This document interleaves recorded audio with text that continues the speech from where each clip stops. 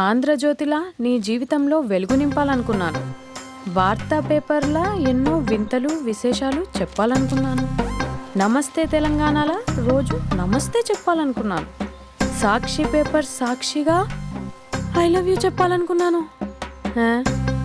కానీ నేను క్యాచ్ చేయలేదు. ఇక మీ ఇంటికి ఈనాడు రాదు, నేను ఏనాడు రాను. ఇట్లు పేపర్ బాయ్ కళ్యాణా నేను రాను.